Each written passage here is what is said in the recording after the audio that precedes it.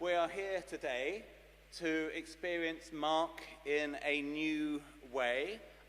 The rough Mark, written by the Reverend Professor Canon Richard Burridge, to us, Richard, and Richard will also be performing this, and I personally am very much looking forward to. I have known Richard now for 3 years and know him as a huge expert in his field, and this reworking of Mark and a world premiere of this performance is something that I think we will all gain insight into who Mark was writing about. And I think for us in the church, I forgot to say I'm John the Vicar. For us in the church, I think knowing the person who Mark is writing about is at the heart of our faith. So I have great pleasure in introducing Richard, our writer and performer.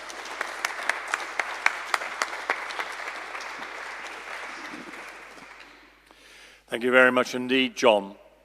It's a great joy and a delight to be here, and I'm so grateful to the community of St. Luke's who have been a terrific support for me over 3 decades now, and all my bits and pieces of my work. And I've realized this week how so much of my work has been leading towards tonight. I want to imagine that we've discovered a time machine, and I want you in your imaginations to go back 2,000 years to the coast of Asia Minor, what we would today know as Turkey, to somewhere like Ephesus or Smyrna. And you're in the block of flats of a well-to-do Greco-Roman businessman and woman, because whereas the man might well have been often out at work, the mother of the house was usually running the operations from behind, and there would often be shops at the front. And at the centerpiece was the triclinium, the dining room where 3 reclining couches were laid out for the 9 special guests at a dinner party. And everybody else would be coming in and out to bring food and so on. The problem was they didn't have television. And they were eating quite soon after sundown, so there was quite a bit of the evening left.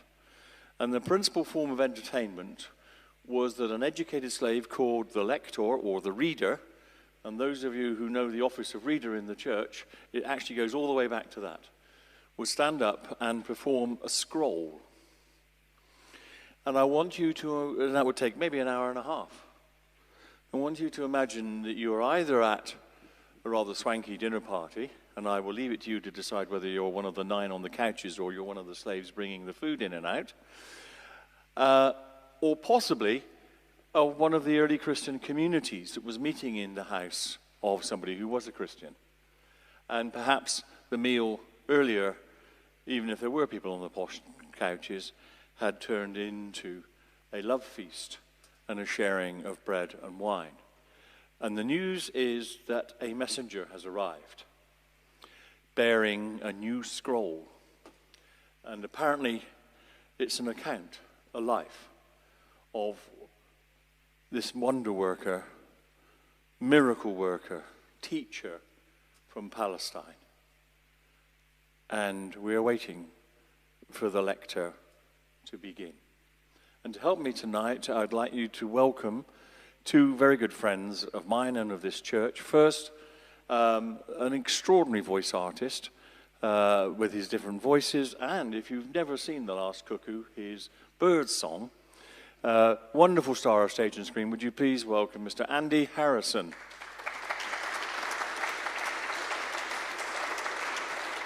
And just to test his voices a little bit, for Andy will be the whole of Palestine, Israel, and the corner of the ancient Near East. And for our lector, St. Mark himself, extraordinary playwright, musician, composer, Justin Butcher.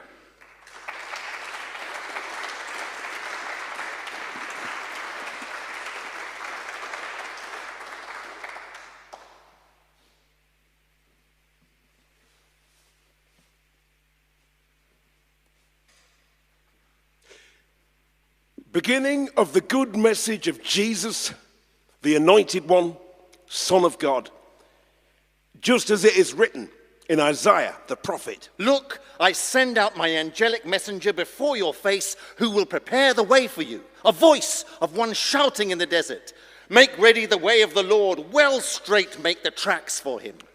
There came along John, baptizing in the wilderness, and heralding a baptism of a change of heart and mind for the letting go of sins. So they were going out to him, all the Judean land and the Jerusalemites, all of them. And they were being baptized by him in the Jordan River, admitting their sins. Now there was John, wrapped up in hairs of a camel and a belt of leather around his waist, and eating locusts and honey that was wild. And he was proclaiming, saying, there is coming one stronger than me, coming after me. For him I am not up to the task, even of bowing down to loosen the strap of his sandals. I baptize you in water, but this one will baptize you in the Spirit, the Holy One. So it happened in those days that there came Jesus from Nazareth in the Galilee, and he was baptized in the Jordan by John. And immediately, coming up out of the water, he saw, ripped apart the heavens, and the Spirit like a dove coming down into him. And a voice came out of the heavens. You are the Son from me, the beloved one. In you I am well delighted. And immediately the Spirit threw him out into the wilderness. And he was in the wilderness 40 days, being tested by the satanic opposer. And he was with the wild animals, and angelic ministers were ministering to him. Now, after the handing over of John, along came Jesus into the Galilee, heralding the good message of God and saying that Fulfilled is the right time. Near approaches the imperial rule of God. Change your hearts and minds. Believe in the good message. And going along the side of the sea of the Galilee, he saw Simon and Andreas, the brother of Simon, throwing around nets in the sea, for they were fishermen. So he said to them, did Jesus, come here behind me, and I will make you become fishers for people. And immediately they let go of the nets and followed him. And having gone a little further, he saw Yaakov, the son of Zebedee, and John, his brother, just as they were in the boat repairing the nets, and immediately he called them. And they let go their father Zebedee in the boat with the hired hands and went off behind him. So they journeyed into Capernaum, and immediately on the Sabbath he went into the congregation and started teaching. And they were struck with amazement at his teaching, for he was teaching them like authority he had, and not like the scribes. And immediately there was in the congregation among them a person in a spirit, an unclean one. And he shouted out, saying, what's up with us and you, Jesus Nazarene? Have you come to destroy us? I know who you are, the Holy One of God. And he rebuked him, did Jesus, saying, shut up and come out from him. And having thrashed him around, the spirit, the unclean one, and having shouted with a shout, a great one, he came out from him.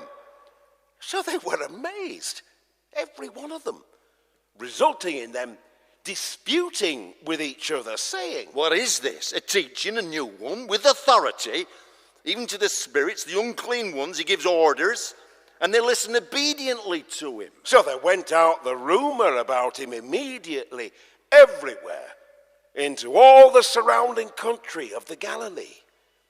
And immediately, out from the congregation, they went out and came into the house of Simon and Andreas with Yaakov and John. Now, the mother-in-law of Simon was lying down in bed, burning with fever. And immediately they tell him about her. So he came and raised her up, grasping strongly her hand, and it let her go, the fever. And she started serving them. When evening came, when set had the sun, they started carrying to him all those badly faring and those having demons.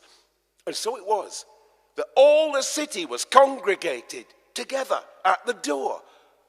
So he healed many who were struggling badly with various sicknesses, and many demons he threw out, and he did not let them speak, the demons, because they knew him. And early the next day, while it was still night, and very much so, he rose up and went out and went away to a deserted place, and there he started praying. But they pursued him, did Simon and those with him, and they found him, and they say to him that Everyone is seeking you. But he says to them, Let's go somewhere else, into the towns they have round here, so even there I may proclaim, since for this reason I came out. So he went, proclaiming into their congregations, into the whole of the Galilee, and the demons expelling. Now there comes to him a leprous man, beseeching him, and falling on his knees, and saying to him that, If you're willing, you can make me clean. feeling it deeply in his guts, he stretched out his hand, touched him, and says to him, I am willing. and Be immediately, made clean. there went away from him the leprosy, and he was made clean. And being all choked up inside himself, immediately he drove him out, and he says to him, See that to no one, nothing you say, but go off and show yourself to the priest, and bring as an offering for your cleansing what commanded Moses, to be a witness for them. Then he went out and began to proclaim many things and spread around the word, with the result that no longer could he openly into a town enter in, but outside in deserted places he was, and they were coming towards him from every direction. Now, after he'd gone back again into Capernaum, in a few days it was heard that in the house he is.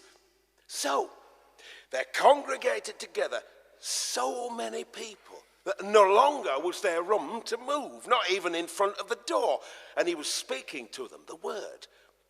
Then some come, carrying him to him, a paralytic, being borne by 4 people, and being unable to carry him to him because of the crowd, they de-roofed the roof where he was, and having dug out through it, they lowered the stretcher down on which the paralytic was lying. Now, when he saw, did Jesus, the faith of these people, he says to the paralytic, Child, let go are your sins. But there were some of the scribes there, sitting and arguing it around in their hearts. Who is this man just like this, prattling? He is blaspheming. Who is able to let go sins except only the one God? And immediately, having recognized, did Jesus, in his spirit, that just like this, they're arguing it around between themselves, so he says to them, Why these things that you're arguing around in your hearts? What is an easier thing to say to the paralytic? Let go for you are your sins? Or to say, Rise up, take your stretcher, and walk around?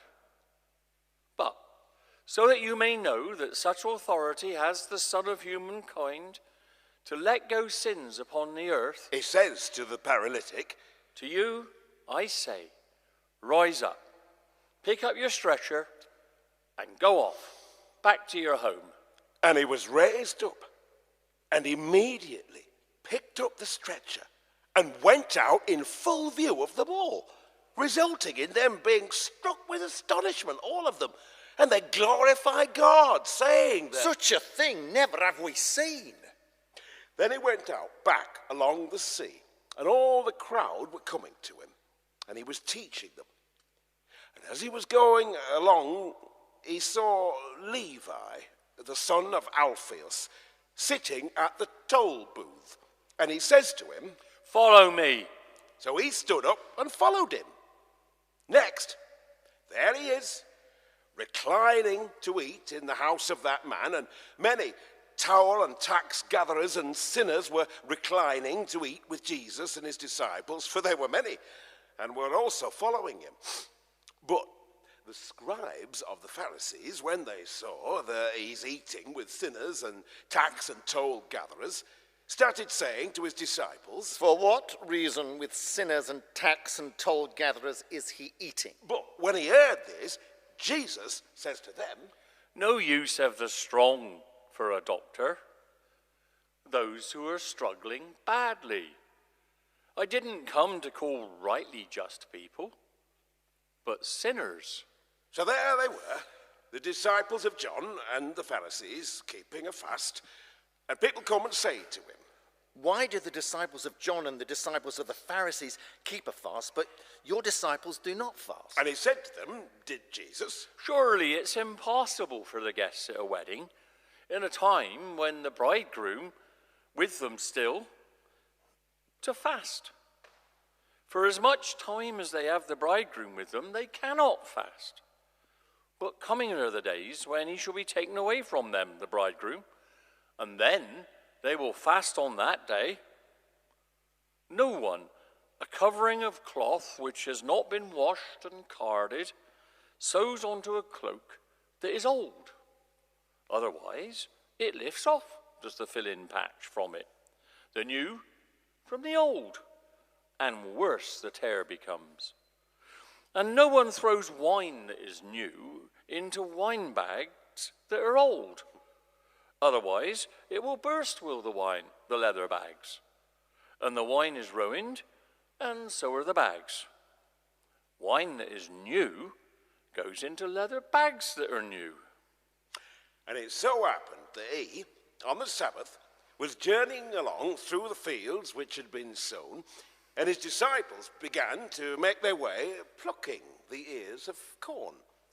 So the Pharisees started saying to him, Look, why are they doing on the Sabbath what is not permitted? but he says to them, Never have you read what he did, David, when need he had, and he was hungry himself, those with him, how he went in the house of God when Abiathar was high priest, and the loaves of the offering he ate, which is not permitted to eat except for the priests. And he gave it also to those who with him were. Then he said to them, The Sabbath, for the sake of humankind, came into being, and not humankind for the sake of the Sabbath. Therefore, Lord is the Son of humankind, even over the Sabbath. and he entered again into the congregation. Now, there was there a person, withered dry was his hand. Meanwhile, they were watching him closely to see if on the Sabbath he would heal him, so that they might denounce him.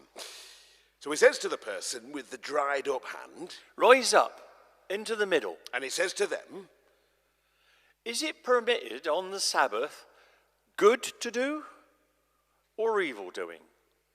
Life to save or to kill? but they were keeping silent. Then he looked round them with anger, grieving about the hardening of the hearts of these people. And he says to the person, Stretch out your hand. so he stretched it out, and it was restored back. the hand of that man. And they walked out, the Pharisees, immediately. And with the Herodians, counsel together they were giving about him, how him they might destroy. Then Jesus, with his disciples, returned back to the sea, and large was the multitude from the Galilee that followed him, and from Judea, and from Jerusalem, and from Idumea, and across the Jordan and the country round Tyre and Sidon, a great multitude, hearing what things he was doing, come to him. So he said to his disciples that a small boat should be kept ready near him because of the crowd, so that they would not squash him. For many he healed, with the result that people fell upon him, so that him they might grab hold, all those who had afflictions. And the spirits, the unclean ones, whenever they saw him, fell down on him, and were shouting out, saying that, "You are the Son of God." But many times he rebuked them, so that him manifest they should not make. Next, he goes up onto the mountain and calls to himself those whom he wanted, and they came away to him.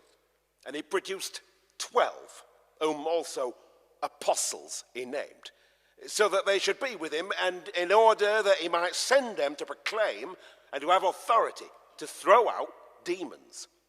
And he produced the 12. And he laid the name on Simon of Peter, and Yaakov, the son of Zebedee, and John, the brother of Yaakov. And he put on them the name Boanerges, that is, the sons of thunder. And Andreas, and Philip, and Bartholomew, and Matthew, and Thomas, and Yaakov, the son of Alphaeus, and Thaddeus, and Simon the Canaanian, and Judas Iscariot, the one who also handed him over. Then he goes home, and there comes together again the crowd, with the result that it is not possible for them, not even bread to eat. And when they heard, that is his nearest and dearest around him, they went out to get control over him, for they were saying that he was out of his senses. Meanwhile, the scribes who from Jerusalem had come down were saying that Beelzebul he has, and that in the ruler of demons he throws out demons. So when he had called them together in parables, he started teaching them. How can the satanic opposer throw out? And if an empire against itself is divided, it cannot stand that empire. And if a household against itself is divided, it will not be able, will a household like that, to stand. But an end it has. But he cannot, no one can, into the house of the strong man enter, and his gear seize as plunder, if he has not first the strong man tied in bonds. Then the household of him will he seize as plunder. Truly I say to you that everything will be let go for the sons of human beings, their sins and their blasphemies, as much as they've blasphemed.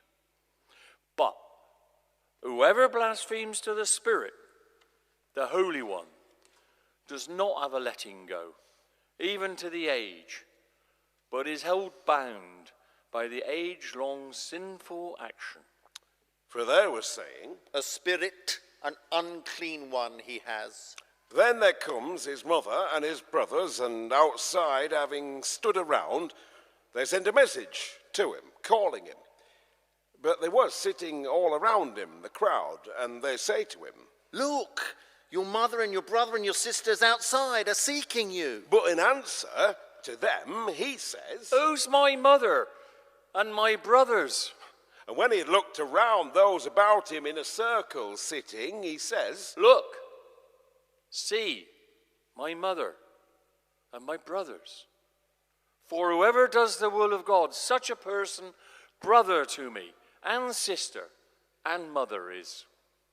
And again, he began to teach along the seashore, and there is congregated together before him a crowd so vast that he into a boat embarked and sat down to teach there on the sea, while all the crowd before the sea on the land were. And he was teaching them in parables, many things. And he was saying to them in his teaching, Listen, look, there goes a sower to sow seed.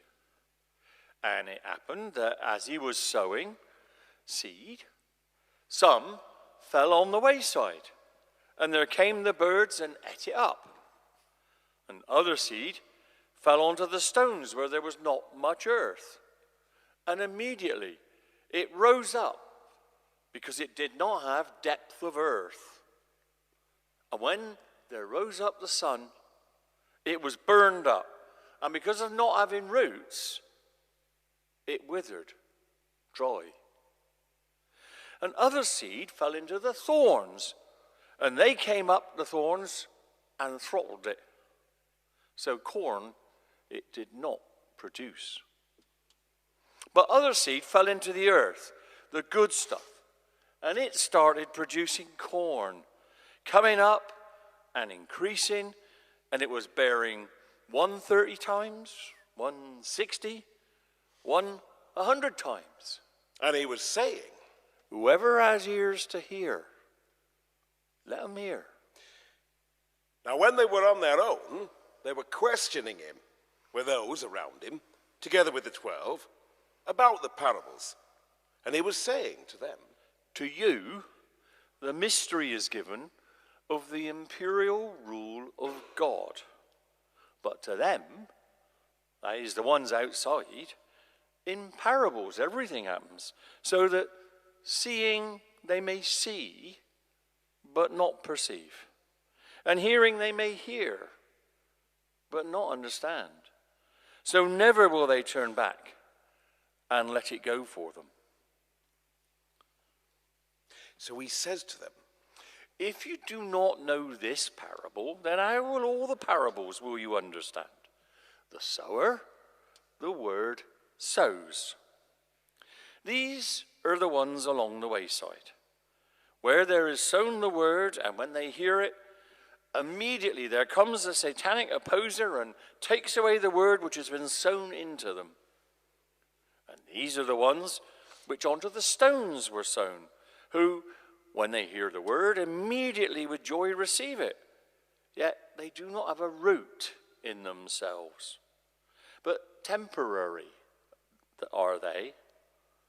And then when along comes oppressive suffering or persecution because of the word, immediately they stumble, scandalized. And others are those into the thorns sown. And these are those who the word hear, but the concerns of this age and the deceit of wealth and all the other desires come in and throttle the word, so that fruitless it becomes. And then there are those who into the earth, the good stuff, were sown, and who hear the word and receive it and bring forth fruit, 130, 160, 100 times. and he was saying to them, Surely there does not come in an oil lamp so that under the bread basket it's placed, or under a dining couch. Is it not so that on the lampstand it can be placed? For nothing is hidden, except that it might be revealed, nor is something stashed away, except that it can be brought out into the open. If anyone has ears to hear, let them hear. and he used to say to them, Watch what you hear. In the measure you measure, it will be measured to you, and more added for you. For whoever has, it will be given to them. And who does not have, even what they have will be taken away from them. and he would say, Like this is the imperial rule of God. as though someone throws the seed on the ground, and he sleeps and rises up night and day, and the seed buds and develops. But how? He does not know himself. Automatically, the earth bears fruit. First the blade, then the ear, then full grain in the ear. Then, when it should be given over the fruit, immediately he sends out the sickle because there has arrived the harvest time. Similarly, he used to say, how shall we liken the imperial rule of God, or in what parable shall we place it? Like a seed of mustard, which, whenever it's sown on the earth, is smaller than all the seeds on the earth. But whenever it is sown, it comes up and becomes greater than all the herbs, and makes shoots, great ones, so that it is possible under its shade for the birds of the sky to nestle. and so, with these sorts of parables, lots of them, he would keep on saying to them the word as much as they could hear. But without a parable, he did not keep on saying things to them, but privately to his own disciples, he would open it all up. And he says to them on a particular day when evening was coming, let's go to the other side. So, having let go the crowd, they take him with them, just as he was, in the boat, and the other boats were with that one. Then there blows up a storm, a huge one of wind, and the waves were coming over into the boat, so that already they were filling the boat. Now, he was in the stern on a head pillow, sleeping. So they wake him up and say to him, Teacher, does it not matter to you that we are perishing? and having been woken up, he rebuked the wind and said to the sea, Silence! Shut up! Then it dropped, the wind, and there was calm, a huge one. So he said to them, Why are you such cowards? Don't you yet have faith? and they feared a huge one, and started saying to one another, Well, who is this man then that both the wind and the sea listen obediently to him? So they came to the other side of the sea, to the land of the Gerasenes. And as he was getting out of the boat, immediately they met him, coming out of the memorial tombs, a person in a spirit, an unclean one, who for his dwelling place kept among the tombs, and nor with a chain, not yet, nobody could bind him. For this reason, often with foot fetters and chains he was bound, but they were torn apart by him were the chains, and the foot fetters were utterly destroyed, and no one was strong enough to subdue him. So, all through every night and day, among the tombs and in the mountains, he was shouting out and cutting himself with stones.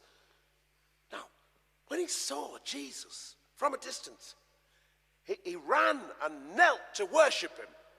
And having shouted out in a great voice, he says, What's up with me and you, Jesus, Son of God the Most High? I swear to you by God, do not torture me. For he was saying to him, Come out, you spirit, the unclean one, from this person. and he asked him, What name is there for you? and he says to him, Legion is the name for me because many we are. Then he urged him many times that he should not send them out of the country. Now, there was on the mountainside a herd of pigs, a large one, grazing. And they urged him, saying, Send us to the pigs so that into them we can enter. So he allowed them. And having come out, the spirits, the unclean ones, went into the pigs.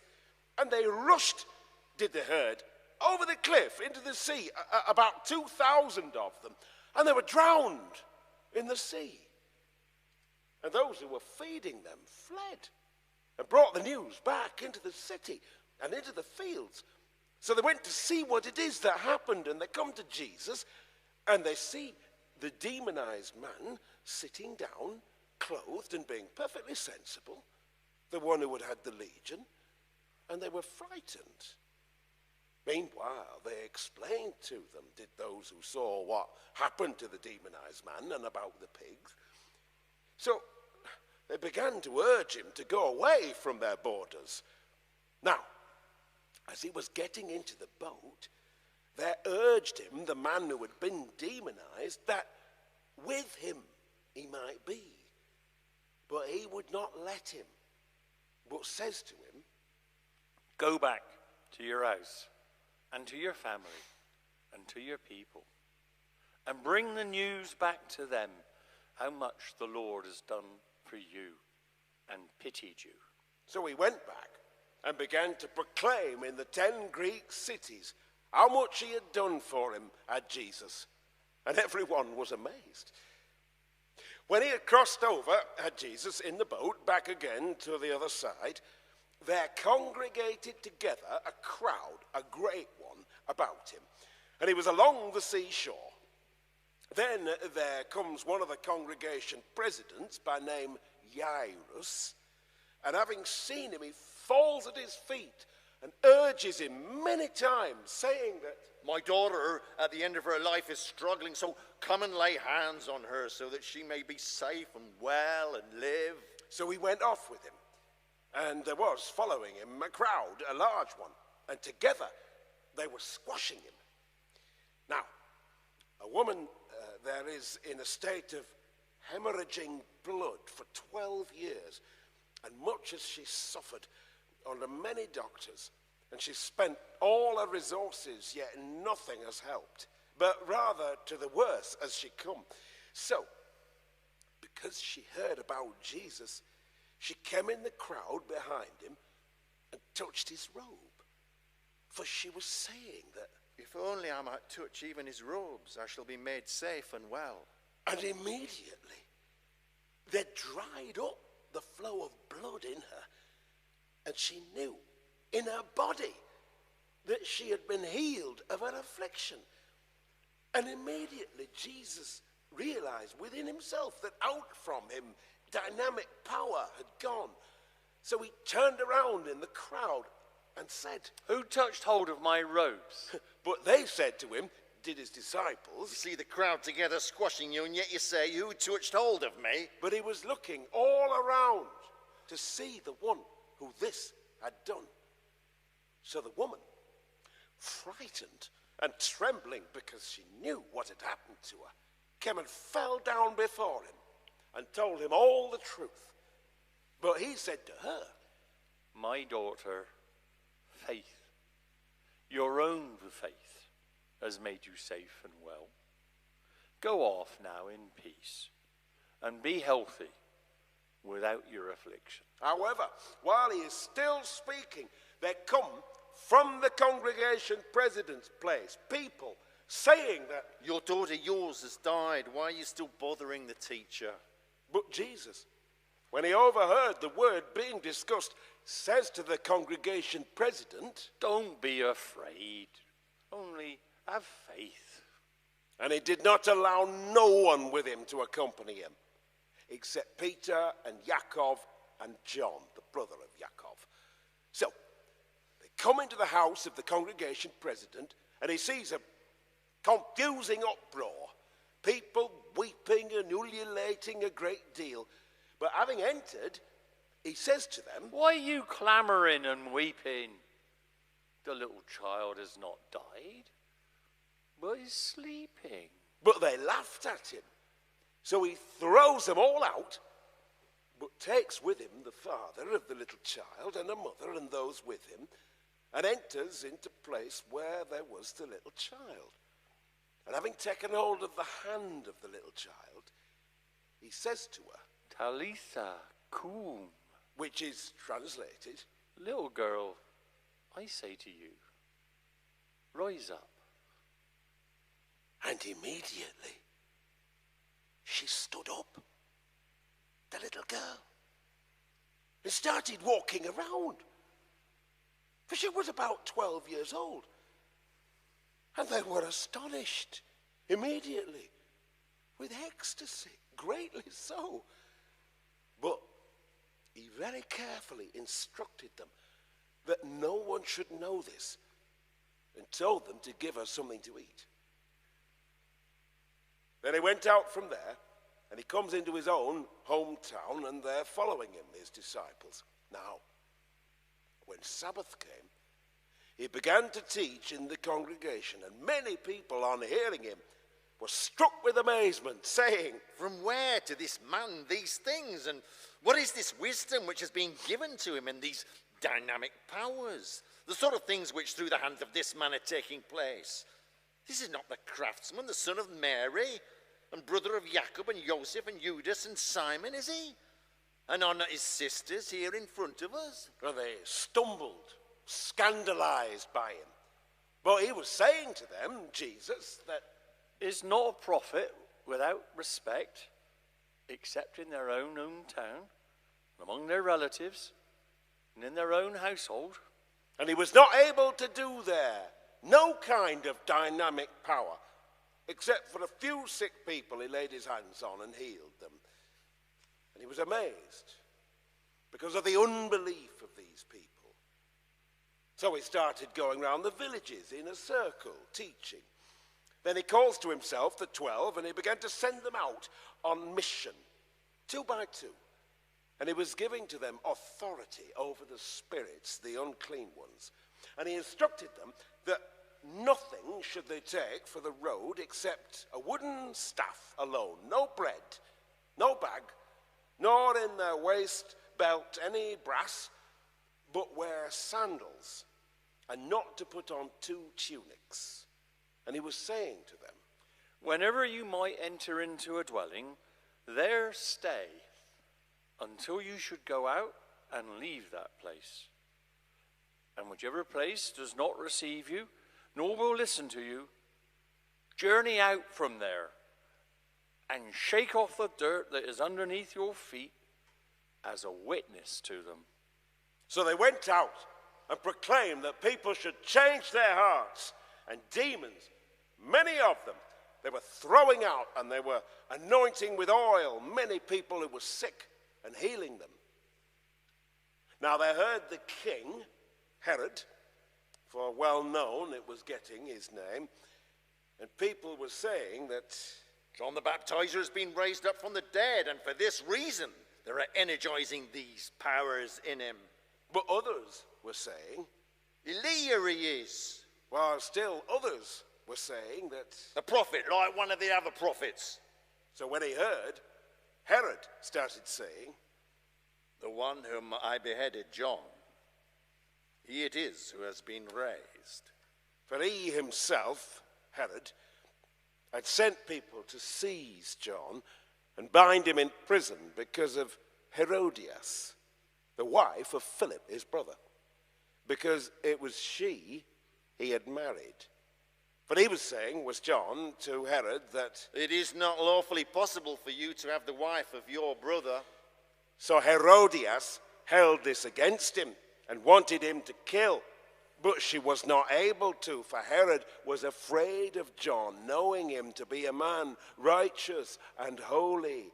And he was keeping a protective watch over him, since when he heard him, greatly was he confounded, and yet gladly him he used to hear.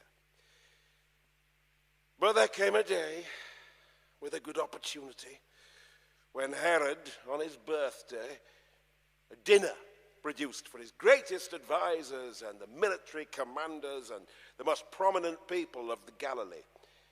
And there entered the daughter of him and Herodias. And she danced and pleased Herod and those reclining at dinner with him. So they said the king to the girl, Ask for me whatever you wish, and I will give it to you. he even swore to her many times that, Whatever from me you ask, I will give you up to half of my kingdom. so she went out and said to her mother, What shall I ask for? and she said, The head of John the Baptizer. and she came back in immediately with haste to the king and asked, saying, I want that this moment you give to me on a plate the head of John the Baptizer. Now very grieved became the king, but because of his oaths, and those reclining with him, he was not willing to refuse her. And immediately he sent, did the king, the executioner, and ordered him to bring his head. So he went off and beheaded him in the prison, and brought his head on a plate, and gave it to the girl, and the girl gave it to her mother. Now when they heard, his disciples came and took his corpse and buried it in a tomb. And they congregated together the apostles around Jesus and reported back to him all things which they did and which they taught. So he says to them, "Come, you yourselves on your own, into a deserted place and rest a while." For there were coming and going many people, and not even to eat was there an opportunity. So they went away into the boat, into a deserted place on their own. But people saw them leaving and recognized them, many of them, and on foot from all the towns they were running together to that place, and they arrived before them. Now, as he disembarked, he saw a great crowd, and he was moved in his guts about them, because they were like sheep who don't have a shepherd. So he began to teach them many things. But when already the hour was growing late, coming to him, his disciples started saying that, "Deserted is this place, and already the hour is late. Let them go, so that they may go into the surrounding fields and villages and buy for themselves something to eat." But he answered and said to them, "Give them yourselves something to eat." and they say to him, "Should we go and buy 200 denarii worth of loaves and give it to them to eat?" So he says to them, "How many loaves do you have? Go off and see." and having found out, they say, 5 and 2 fishes. So he ordered them to make recline everyone, party by party, on the green grass. And they fell down, plot by plot, in hundreds and in 50s. Then he took the 5 loaves and 2 fishes, looked up into heaven, blessed, and broke the loaves, and started giving them to his disciples so that they could put them out for them.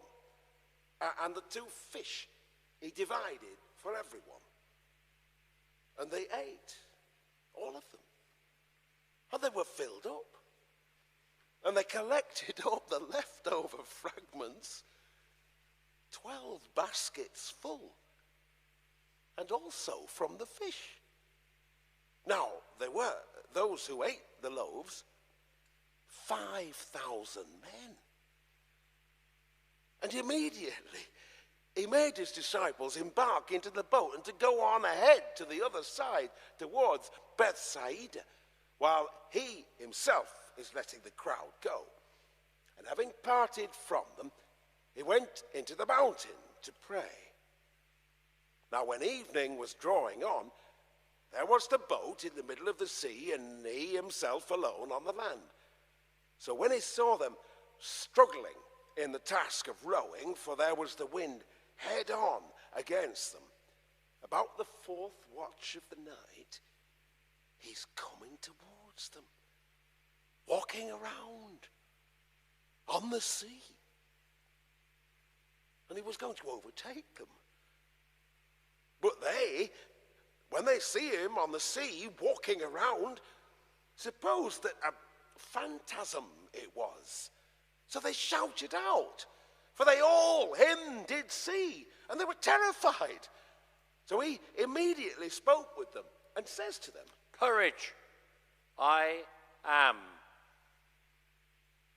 Do not be afraid." And he went up to them in the boat, into the boat, and there abated the wind. And very greatly and utterly within themselves were they astonished, for they had not yet understood about the loaves, but it was that their hearts were hardened. Now, when they had crossed over to the land, they went into Gennesaret and anchored there. And when they got out of the boat, immediately people recognized him, and they were running around all that place, and they began on stretchers, those who were badly struggling, to carry them around to wherever they heard that he is. So wherever he journeyed into villages or into the towns or into the fields, the marketplaces, they were laying out the sick and beseeching him that even the fringe of his cloak they might touch. And as many as touched it were made safe and well. Now, there congregated towards him together the Pharisees and certain of the scribes who had come from Jerusalem. And where they saw some of his disciples that with profanely common hands, that is, unwashed, they were eating the loaves. For the Pharisees and all the Jews, unless with a fist they wash their hands, they do not eat, keeping the tradition of the elders. And from the marketplace, unless they baptismally immerse it, they do not eat. And many other things there are which they have received to keep baptismal immersions of cups, both of wood and of bronze, and reclining couches. So they asked him, did the Pharisees and the scribes, why do they not walk around your disciples according to the tradition handed down from the elders? But with profanely common hands they eat the bread. So he said to them, Right well did he prophesy, did Isaiah, about you, masked play actors, as it is written that these people with lips me do honor, but their heart far away holds off from me. Thus in vain do they revere me, teaching as teachings the commandments of human beings. Letting go the commandment of God, you hold on to the traditions of human beings. Then he said to them, Right well do you set aside the commandment of God, so that the tradition of your own people you may set up. For Moses said, honor your father and your mother, and the one who badmouths father or mother with death must they finish up. But you say, if there should say someone to their father or mother, korban, that is, given up to God, is whatever for me you might have benefited from, then no longer do you allow the person nothing to do for father and mother, making invalid the word of God by your tradition which you have handed on. And similar sorts of things, many of them do you do. Then he called forth again the crowd and was teaching them. Hear me, all of you, and understand. Nothing is there from outside a person which going inside them can make them profoundly common. But the things which out from a person are coming out are what makes profanely common a person. Now when he had entered into the house away from the crowd, they started asking him, did his disciples, about the parable. So he says to them, So also are even you without understanding? Don't you realize that everything from outside going inside a person cannot make them profanely common, because it does not travel into their heart, but into their stomach, and then into the toilet, and it travels out of them, thus purifying all foods. Then he was saying that it's the stuff which out from a person travels out. That's what profanely common makes a human person. From within, out of the heart of human beings, that evil machinations travel out. Sexual immoralities, thefts, killings, adulteries, greedy lusts for more, wickednesses, deception, licentiousness, the evil eye, blasphemy, overweening arrogance, folly. All these evil things from within travel out and make profanely common a person. Then from there he rose up and went away into the borders of Tyre. And he went into a house, for no one did he want to know, but he was incapable of being hidden. But immediately there heard a woman about him whose little daughter used to have a spirit, an unclean one. So she came and fell down before his feet. Now, the woman was a Hellenist, a Syro-Phoenician by birth. And she asked him that the demon he might drive out from her daughter. But he started saying to her, "Allow first to be fed the children, for it's not good to take the loaf of the children, and to the dogs throw it away." But she answered and says to him, Lord, even the dogs under the table eat from the crumbs of the little children. and he says to her, "Because of this word, go on your way. There has gone out from that daughter of yours the demon." and when she came back into her house, she found the little girl thrown on the bed, and the demon had gone. Then back he went. Out from the borders of Tyre he went, through Sidon towards the Sea of Galilee, into the middle of the borders of the 10 Greek cities. And they bring to him a deaf man who could barely speak, and they encourage him that he might place on him his hand. So he took him away from the crowd privately on his own and thrust his fingers into the ears of that man. And he spat on his hands and touched his toe. And when he had looked up to heaven, he groaned and says to him, "Ephphatha, that is, be opened up." and immediately there was opened up his hearing, and there was untied the bond on his tongue, and he started speaking rightly. Then he ordered them that to no one should they speak, but as much as to them he would give instructions. They, all the more excessively, were proclaiming it, and totally excessively they were being struck with amazement, saying, Right well, everything he has done. Even the deaf he makes to hear, and the speechless to speak. In those days there was once again a numerous crowd who did not have anything they could eat. So he called to his disciples, and he says to them, "I am deeply moved in my guts for the crowd, because already 3 days have they stayed with me, and they do not have anything to eat. Even if I were to let them go away, starving, to their own homes, they'll collapse along the way. Indeed, some of them from far away have come here." And there answered to him his disciples that, From where these people can anyone satisfy with loaves in the desert? so he asked them, "How many do you have? Loaves?" they said, 7. Then he announced to the crowd that they should fall down on the ground, and he took the 7 loaves, gave thanks, and broke them. And he started giving them to his disciples so that they could serve them around, and they gave them to the crowd.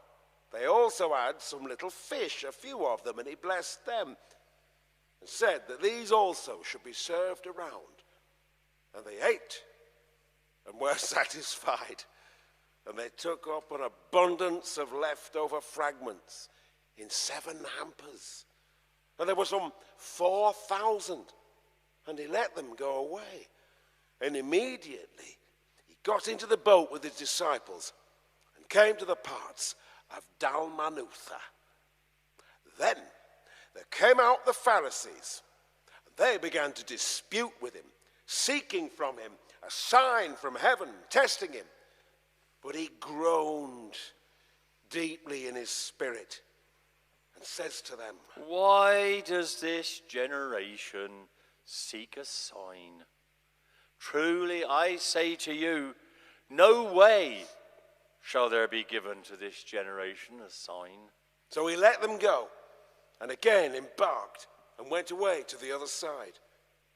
Now, they forgot to take loaves, and only 1 loaf did they have with them in the boat. And he instructed them, saying, "Watch out, beware of the leaven of the Pharisees and the leaven of Herod." But they debated among each other because loaves they do not have. And knowing this, he says to them, "Why are you debating among each other because loaves you do not have? Do you still not perceive and understand? Hardened do you have your heart? Although eyes you have, you see not, and ears you have, you hear not. And do you not remember, when the 5 loaves I broke for the 5,000, how many baskets of leftover fragments full did you take up?" They say to him, 12. "And when the 7 for the 4,000, how many hampers full of leftover fragments did you take up?" And they say to him, 7. So he kept saying to them. "And yet you still don't understand?" And so they come to Bethsaida. Then they bring to him a blind man and urge him that he might touch. So he took hold of the hand of the blind man and brought him outside of the village and spat into his eyes, laid hands on him and asked him, "What, if anything, can you see?" And he looked up and said, I see people, but it's like trees I see walking about. So then again, he laid hands on the eyes of the man, and he stared wide-eyed and was restored. And he looked long-sightedly at everything. But he sent him away to his own house, saying, "Do not into the village enter."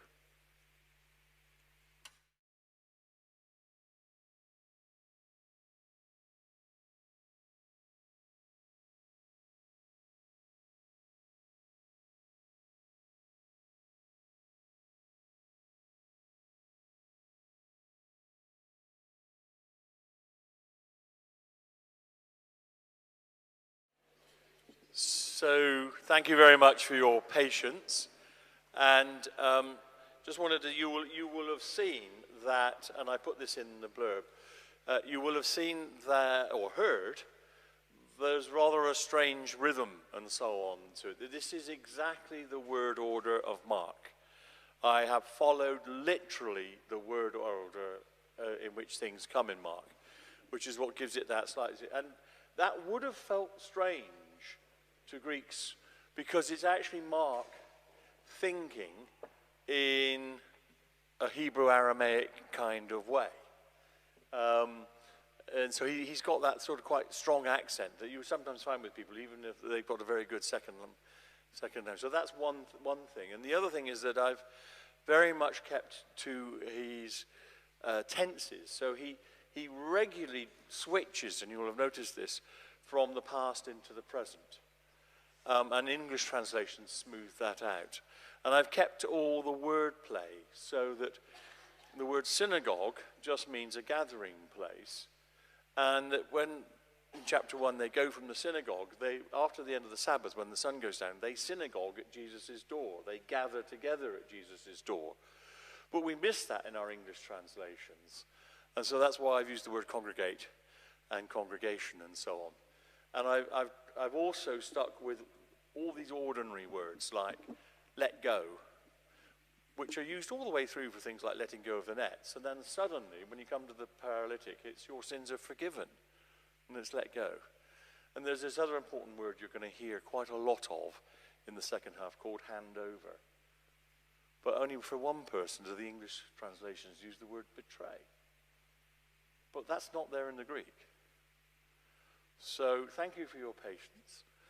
And would you please welcome again Andy Harrison and Justin Butcher.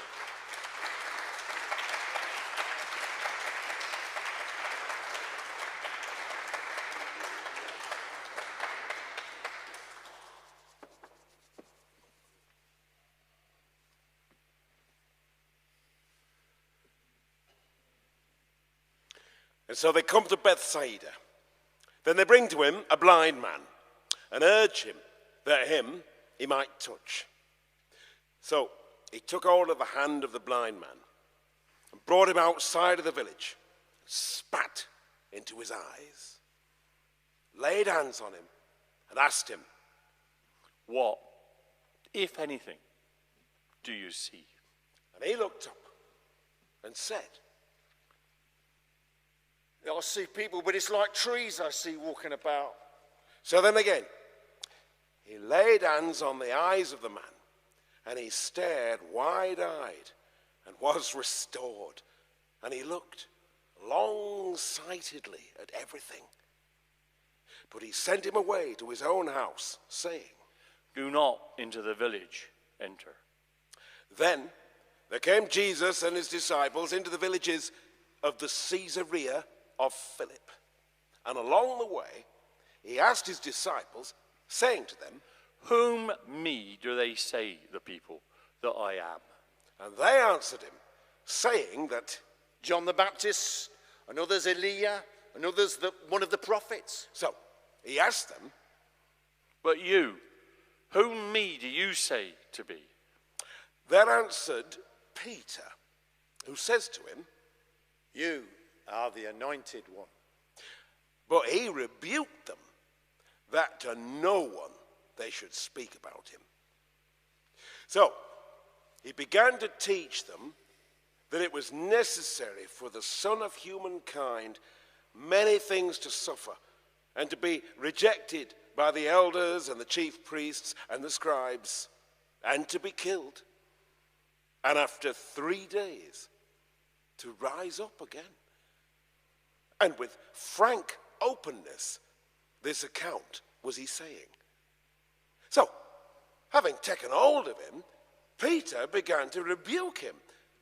But he turned and looked at his disciples and rebuked Peter and says, "Get away behind me, satanic opposer, because you are not thinking about the concerns of God, but those of human beings." Then he called to the crowd with his disciples and said to them, "If anyone wants behind me to follow, let them deny themselves and take up their cross and follow me. For whoever wants their very self to save will lose it. But whoever loses their very self for the sake of me and the good message will save it. For what does it benefit a person to gain the cosmos, all of it, yet to destroy their very self? For what can a person give in exchange for their very self? For whosoever is ashamed of me and my words in this generation, so adulterous and sinful, even so the Son of Humankind will be ashamed of them when he comes in the glory of his Father with the angels, the Holy One." and he was saying to them, "Truly I say to you, there are some people here among those standing around who will not taste of death before such time as they see the imperial rule of God having come in power." Then, after 6 days, he takes with him, does Jesus, Peter and Yaakov and John, and he brings them up into a mountain, a high one, by themselves, all alone. And he was transformed in front of them, and his garments became brilliantly shining white, even excessively so, of the sort a refiner on the earth could not so whiten them. Then there appeared to them Elijah with Moses, and they were conversing with Jesus. Next, there answered Peter, and he says to Jesus, Rabbi, good it is that we are here, so let us make 3 tabernacles, for you 1, for Moses 1, and for Elijah 1. For they did not know what he was answering, for terrified out of their wits they were. Then there came a cloud overshadowing them, and there came a voice out of the cloud. This person is my son, the beloved. Listen to him. And suddenly, looking around, no longer no one did they see, but Jesus alone with them. Now, as they were going down from the mountain, he commanded them that to no one what they saw should they describe until the time when the Son of Humankind from the dead had risen up. So they asked him, saying, Why do they say, the scribes, that Elijah must come first? and he said to them, Yes, Elijah comes first to restore everything. But how then is it written about the Son of Humankind that many things he should suffer and be treated as nothing? But I say to you that indeed Elijah has already come, and they did to him whatever they wanted, just as written about him. Then they came to the disciples and saw a crowd, a large one, around them, and some scribes debating together with them. And immediately all the crowd, when they saw him, were completely astonished and ran forward and welcomed him. So he questioned them, What were you debating together with one another? and there answered him someone out of the crowd, Teacher, I brought my son to you because he has a spirit of speechlessness. And whenever it takes hold of it, dashes him to the ground, and he foams and gnashes his teeth and dries up rigid. And I said to those disciples of yours that they should throw out, but they were not strong enough. So in answer to them, he says, O generation of disbelief, until when before you shall I be? Until when shall I bear with you? Bring him before me. So they brought him before him, and having seen him, the Spirit immediately convulsed him, and he fell on the earth and was rolling around, foaming. So he asked his father, How long is it that this has happened to him? and he said, Since childhood, and often even into a fire him does it throw, and into water, so it might destroy him. But if anything you can do, help us and be moved inside with compassion for us. But Jesus said to him, If you can do, everything is possible for the one who believes. immediately shouting out, the father of the child was saying, I believe, help my lack of faith. Then Jesus saw that there was running together upon them a crowd, and he rebuked the spirit, the unclean one, saying to it, You speechless and dumb spirit, it is I who lay this command upon you. Come out from him and never again enter into him. Then, when it had shouted out and greatly convulsed him, it came out, and he became like a corpse, so that many said that he had died. But Jesus took hold of his hand, raised him up, and he stood up. So, when he entered into a house, his disciples privately were questioning him. Why we were not able to throw it out. And he said to them, This type in no way can come out except through prayer.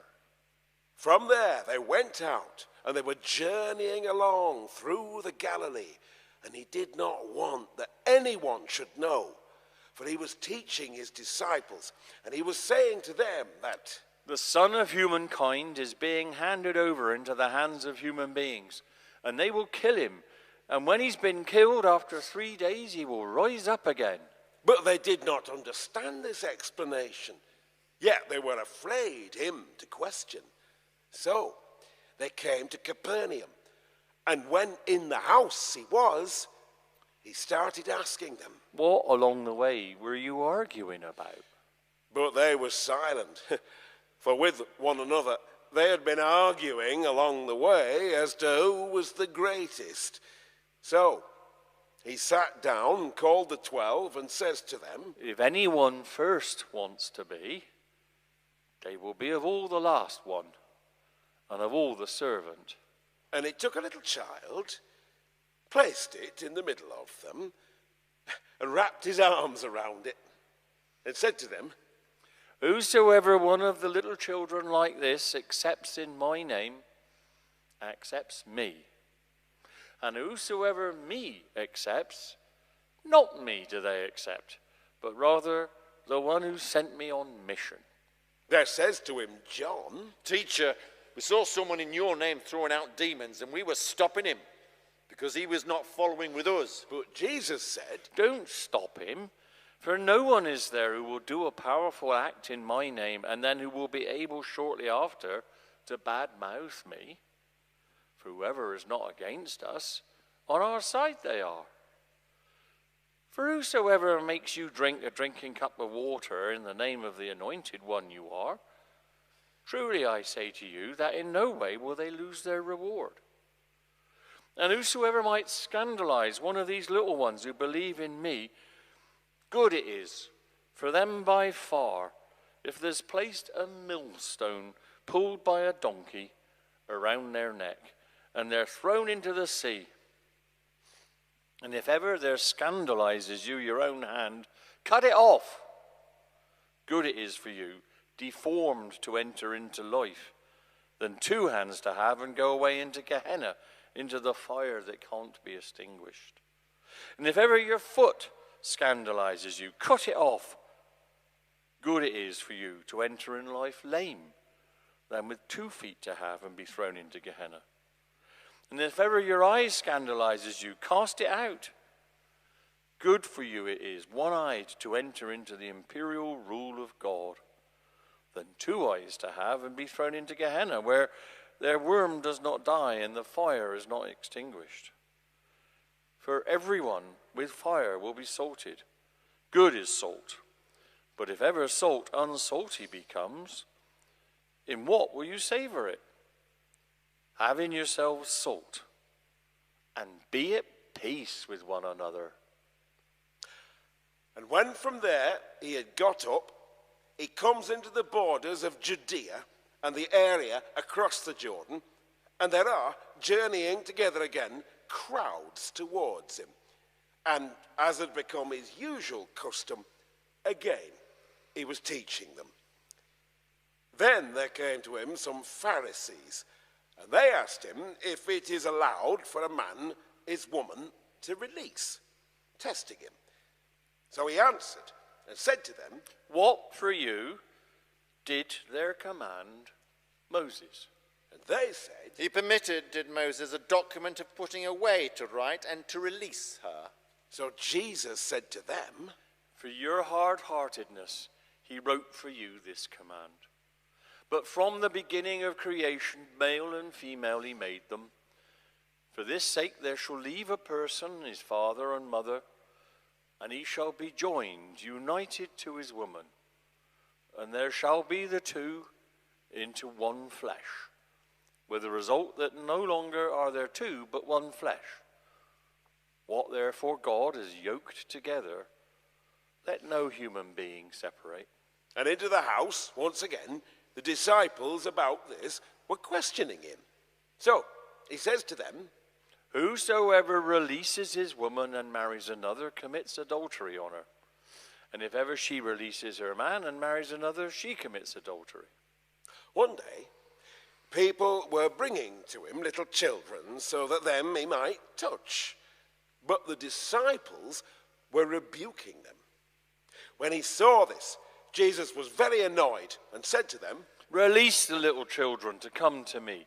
Do not prevent them. For of such people like these is the imperial rule of God. Truly I say to you, whosoever does not receive the imperial rule of God like a little child will in no way enter into it. So he took them into his arms and was blessing them, laying his hands upon them. Then, as he was setting out on his journey along the way, there ran up someone who got down on his knees before him and asked him, Teacher, the good one, what shall I do so that into the life of the age I may inherit? But Jesus said to him, Why me? Why do you call me good? No one is good except the one God. The commandments, you know. Do not kill, do not commit adultery, do not steal, do not lie in your witness, do not defraud people, honor your father and mother. and he said to him, Teacher, these all I have kept from my youth. Then Jesus looked at him and was filled with loving affection for him and said to him, one thing you lack. Go away. Whatever you have, sell, and give to the poor beggars, and you will have treasure in heaven. And come here and follow me. But he fell into deep gloom at this saying, and went away, filled with grief, for he is someone who had possessions, many of them. So, having looked around, Jesus says to his disciples, With such great difficulty will those who have possessions into the imperial rule of God enter in. And the disciples were amazed at these words of his. So Jesus, again, in answer, says to them, Children, how difficult it is into the imperial rule of God to enter. Easier it is for a camel through the eye hole of a needle to go through than for a rich person into the imperial rule of God to enter in. But they were utterly astonished, saying to each other, Well, then who can be saved? having looked at them, Jesus says, For human beings, impossible. But not for God. For all things are possible with God. They began to speak Peter to him. Look, we ourselves have let go of everything and followed you. So there said Jesus, Truly, I say to you, no one is there who has let go of house, or brothers, or sisters, or mother, or father, or children, or fields, for the sake of me and for the sake of the good message, who shall not receive 100 times, now in this age, houses and brothers and sisters and mothers and children and fields, together with persecutions, and in the age to come, life of that age.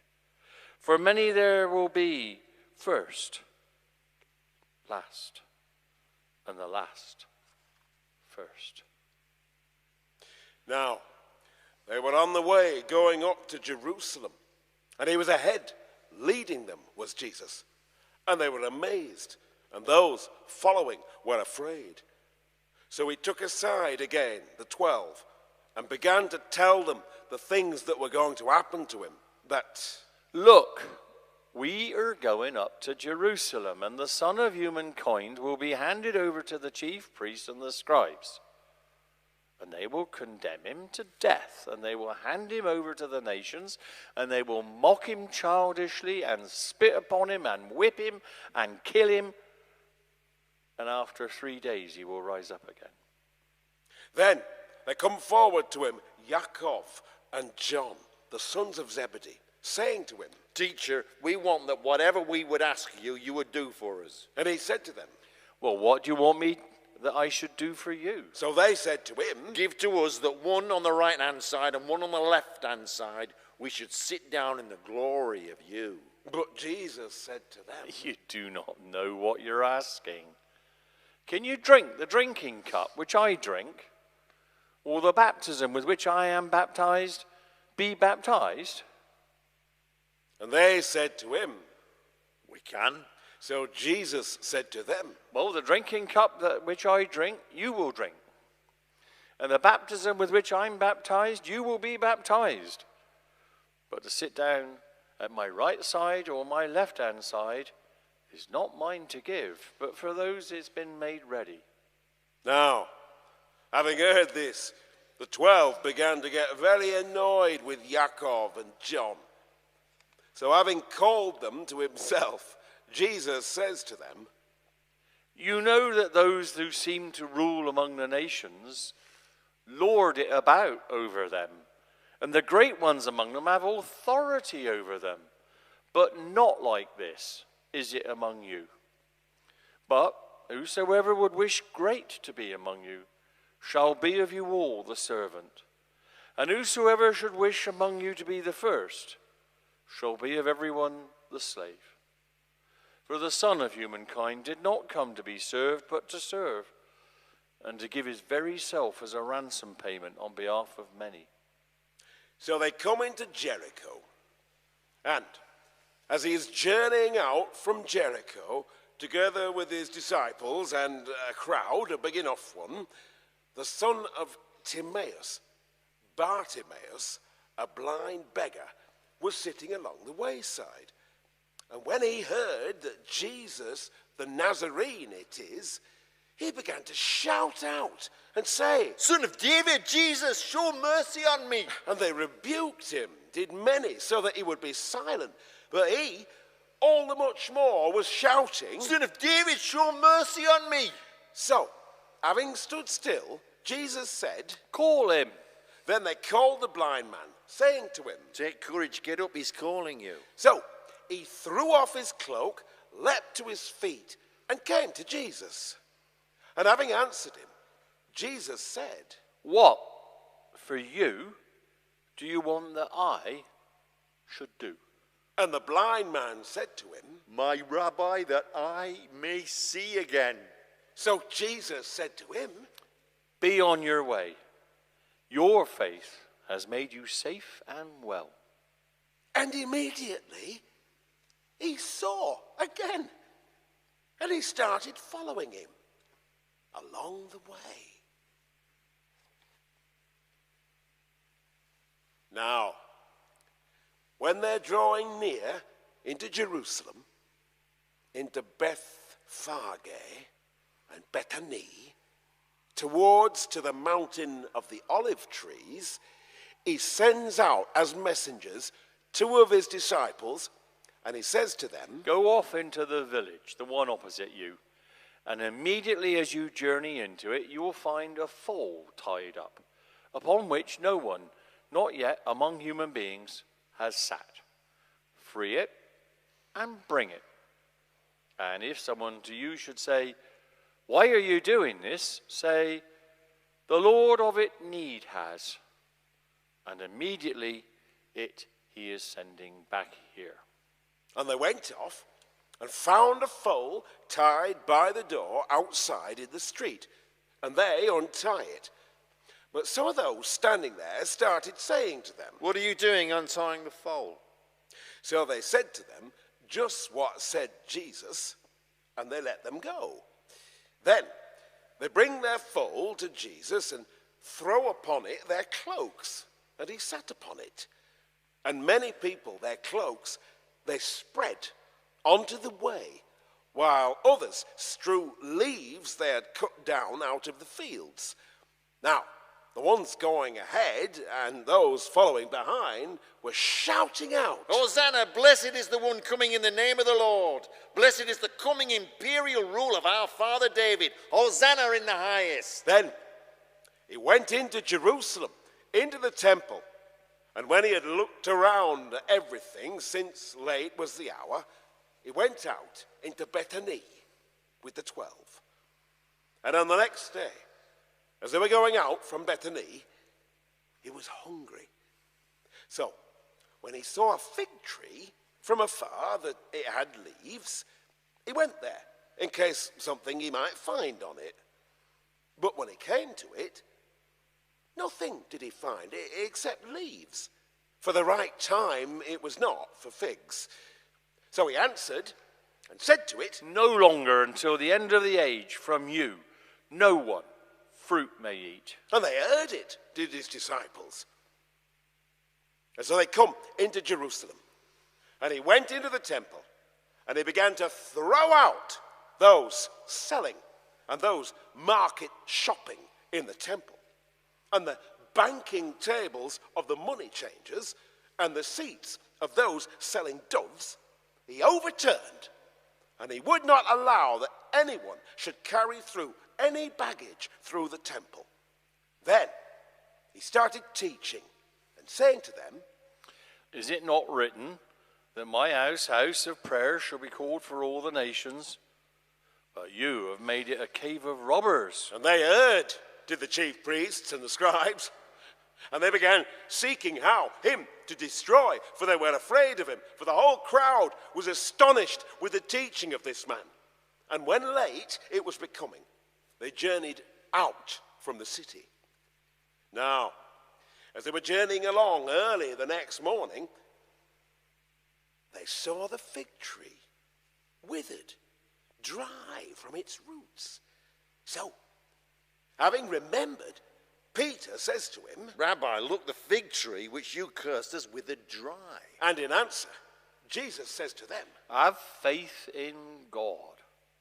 Truly I say to you that whosoever should say to this mountain, be taken up and thrown into the sea, and does not waver in his heart, but believes that what he says does happen, it shall be for him. For this reason I say to you, everything which you pray for and ask, believe that you get it, and it shall be for you.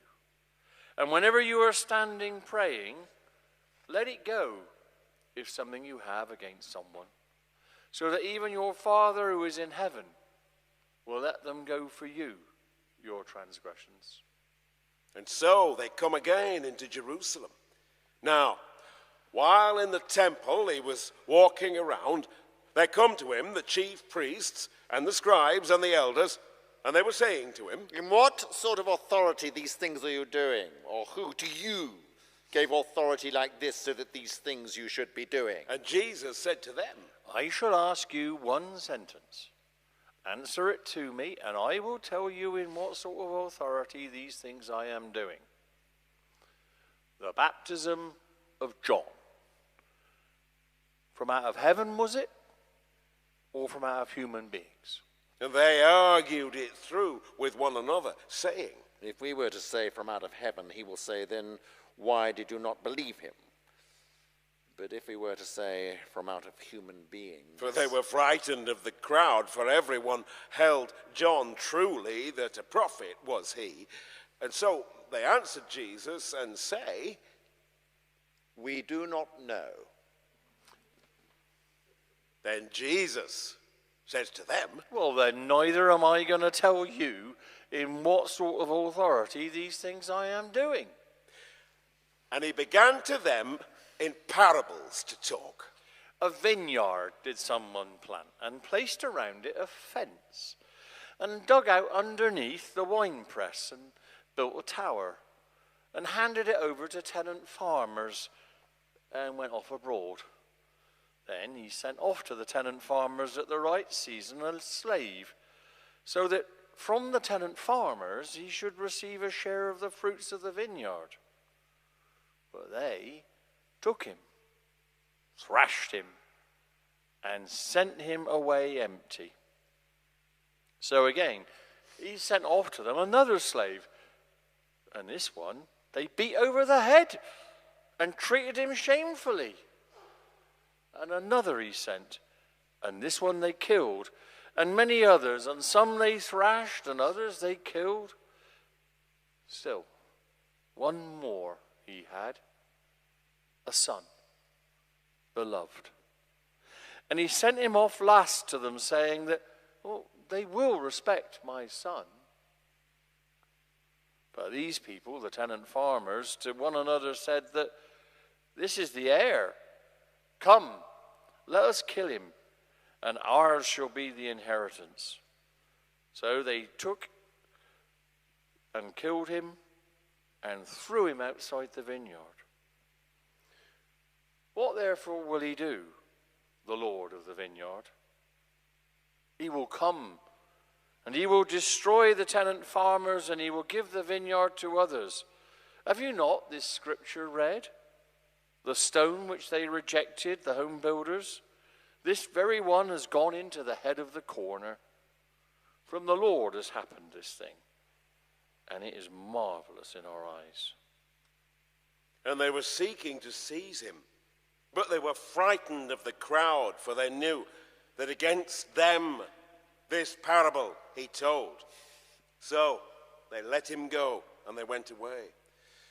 Next, they send as messengers to him certain of the Pharisees and the Herodians, so that him they might trap with a word. So they come and say to him, Teacher, we know that true you are, and that nothing sways you about no one.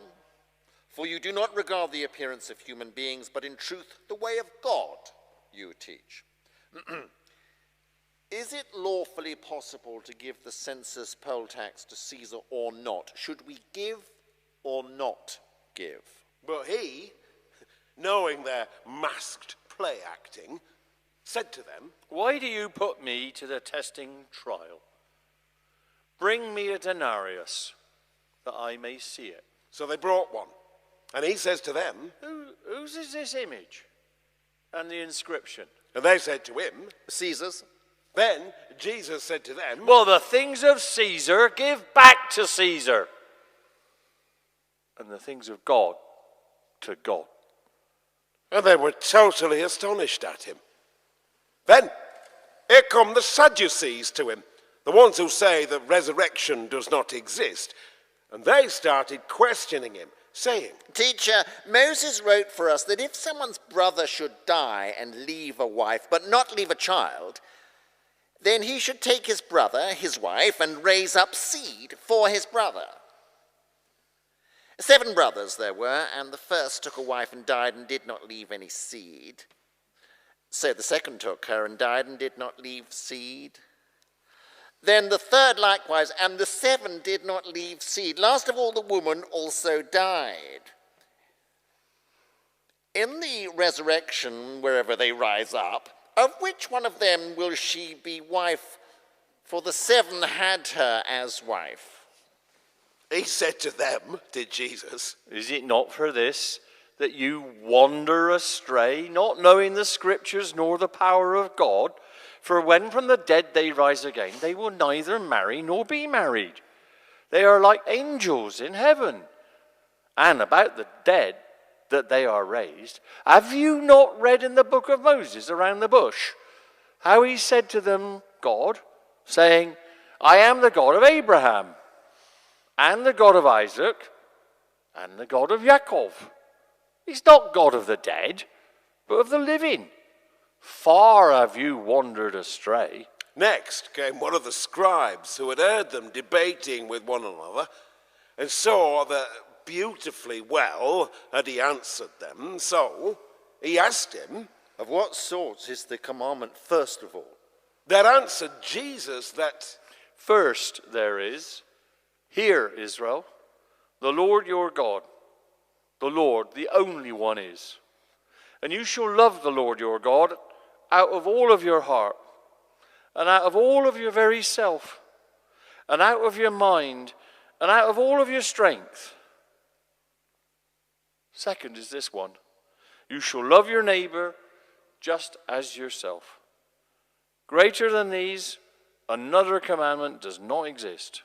and there said to him the scribe, Beautifully well, teacher of truth, you have said that the only one he is, and there does not exist any other except him, and the act of loving him out of all your heart and out of all your understanding and out of all your strength, and the act of loving neighbor as yourself, far superior is than all the Holocaust burnt offerings and sacrifices. and Jesus looked at him, that with sensible understanding he had answered, and said to him, Not far are you from the imperial rule of God. Then no one no longer dared him to question. So, having answered, Jesus was talking and teaching in the temple. So how do they say, the scribes, that the anointed one, son of David, is? He himself, David, said in the Spirit, the Holy One, There said the Lord to my Lord, Sit at my right hand until such time as I place those enemies of you under your feet. He himself, David, calls him Lord. So how of that one is he the Son? And the great crowd was listening to him with delight. And in his teaching, he used to say, Look out for the scribes, the ones who like in robes and stoles, walking around, salutations in the marketplaces, and the chief seats in the congregations, and the first reclining couches at dinners, the ones who eat up the homes of widows, and as a pretext, great long prayers they are praying. These sorts of people shall receive a far greater judgment. And he sat down opposite the treasury chest, and he was watching how the crowd throw brass into the treasury chest. And many rich people were throwing in much, but there came a single widow, a poor one, who threw in 2 small coins, that is, a farthing. So he called his disciples and said to them, Truly I say to you that the widow, this poor one, more than all the others threw in of those throwing into the treasury chest. For they all, out of their excessive amounts, threw things in. But this woman, out of her great lack, everything she had, she threw in, the whole of her livelihood. Now, as journeying out he was, out of the temple, there says to him one of his disciples, Teacher, look, what sort of stones and what sort of buildings. but Jesus said to him, Do you see these great buildings? In no way will there be left here one stone upon a stone, which in no way has not been broken down.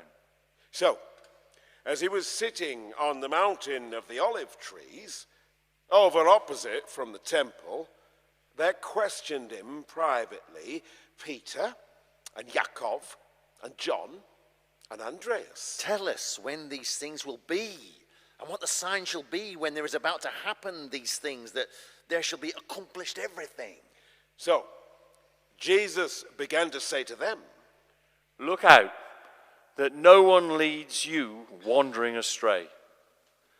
Many will come in my name, saying, I am, and many will they lead wandering astray.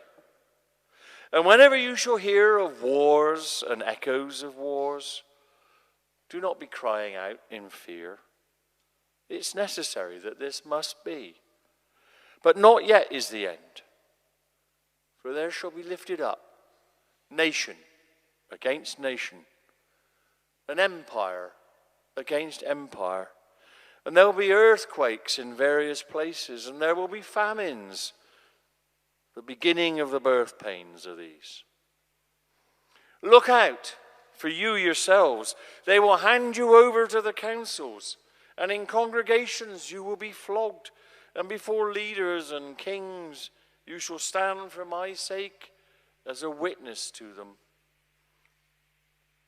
And to all the nations first, it is necessary for there to be preached the good message.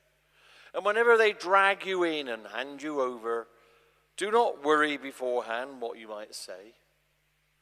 But whatever is given to you in that hour, this shall you say.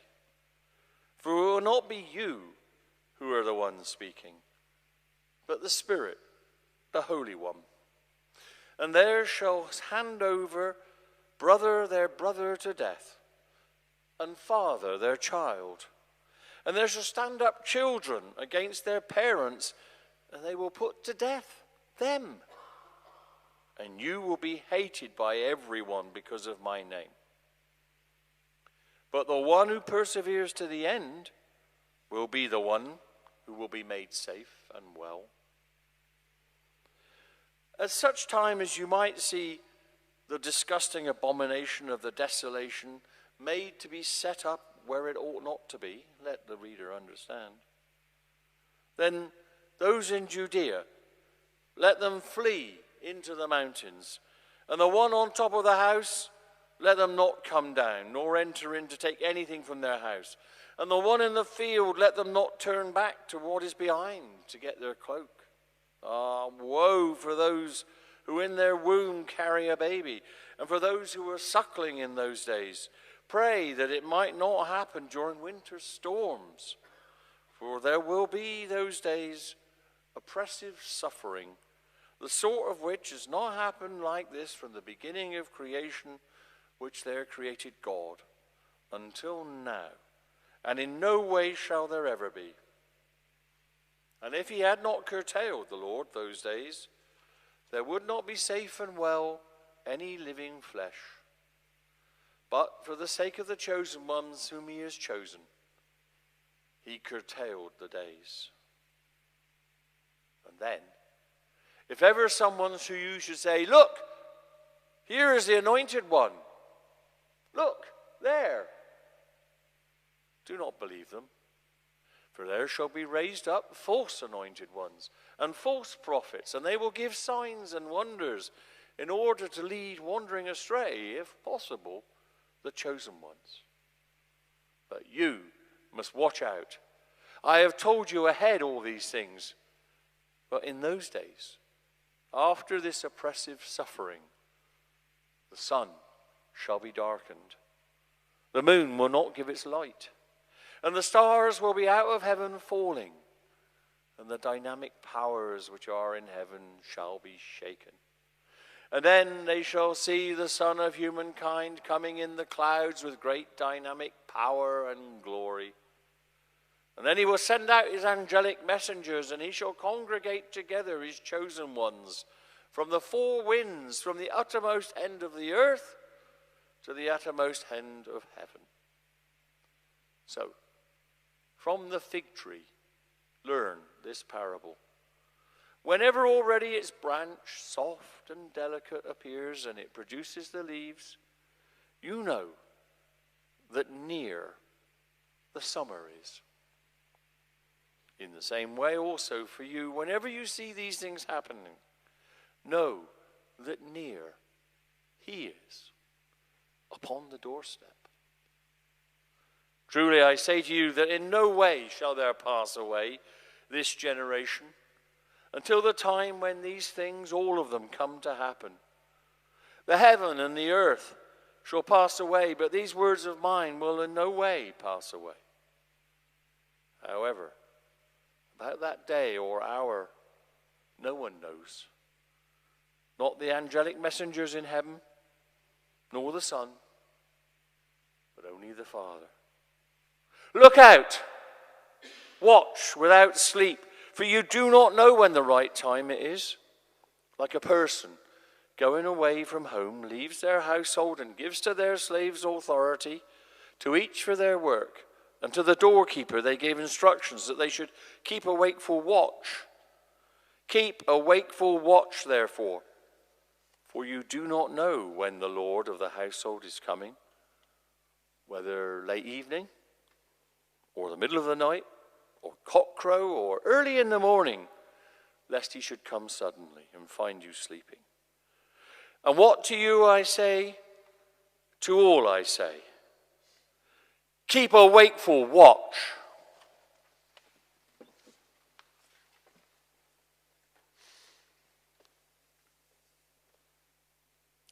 Now it was the Passover and the Feast of Unleavened Bread in 2 days' time.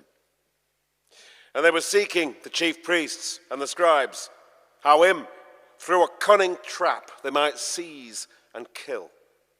For they were saying, not in the festival crowd, so that there might not be a tumult of the people. And while he was in Bethany, in the house of Simon the leper, reclining at a meal, there came a woman, holding an alabaster jar of ointment, spikenard, in liquid form, extremely expensive. And she broke the alabaster and poured it out over his head. But there were certain people who were very indignant to one another. For what reason has this wasteful destruction of the ointment happened? For it was possible this ointment could have been sold for over 300 denarii and given to the poor beggars. And they snorted in indignation at her. But Jesus said, let her be. Why, for her, toil and trouble are you making? A beautiful deed has she done for me. After all, for all time, poor beggars you have among you, and whenever you wish, you can do for them good things. But me, not for all time do you have. What she had, she did. She acted in advance to anoint my body for its burial in the tomb. Truly, I say to you, wherever there is proclaimed the good message to all the cosmos, then also what she did will be told in memory of her. Then Judas, Iscariot, who was one of the 12, went away to the chief priests in order that he might hand over to them. When they had heard him, they rejoiced and promised to him money to give. Now, on the first day of the unleavened bread, when the Passover lamb they were sacrificing, they say to him, to his disciples, "Where do you want us to go and get things ready for you to eat the Passover?" So he sends off 2 of his disciples and says to them, "Go up into the town, and there will meet you a person who a clay jar of water is carrying. Follow him. And wherever he goes in somewhere, say to the master of that house that the teacher says, 'Where is the lodging room for me, where the Passover with my disciples I may eat?' And he, to you, will show a room upstairs, large, furnished and ready. And there you shall get things ready for us." So they went out, did the disciples, and came into the city and found it just as he said to them. And they made ready the Passover. And when evening was drawing on, he comes with the 12. And as they are reclining at dinner and eating, Jesus said, "Truly I say to you that one of you will hand me over, one who is eating with me."